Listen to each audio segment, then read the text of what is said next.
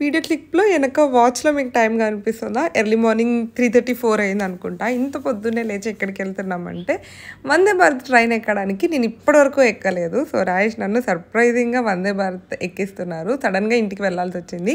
సరే నేను ఏదో ఒకటి బుక్ చేస్తాలే, నువ్వు రెడీ అయ్యి ఉండు అని చెప్పేసి అన్నారు ముందు రోజు. సర్లే అని మార్నింగ్ 4:30 కల్లా రెడీ అవ్వమంటే, నేను 4కే రెడీ అయ్యి కూర్చున్నా. మనకంత ఎక్సైట్‌మెంట్ ఉంటుంది. ఏంటి సర్ప్రైజ్ అని చెప్పేసి.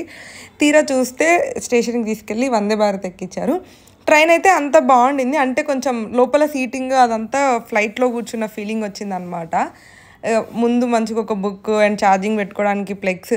ఇక్కడ ఈ సీట్ వెనక అనుకోవడానికి మేము ఒక పెద్ద యుద్ధమే చేసాము. లాంగ్ వీడియోలో ఎక్స్‌ప్లెయిన్ చేస్తాను. ట్యాగ్ చేస్తాను చూసేయండి. అండ్ వాటర్ బాటిల్, ఫుడ్ అంతా కూడా చాలా బాగుండింది. వాష్‌రూమ్స్ కూడా నీట్‌గా ఉన్నాయి. ఇది ఖచ్చితంగా మెన్షన్ చేయాలనిపించింది. బికాస్ ట్రైన్స్‌లో వాష్‌రూమ్స్ మంచిగా ఉండవు అనుకుంటారు కదా అందరూ.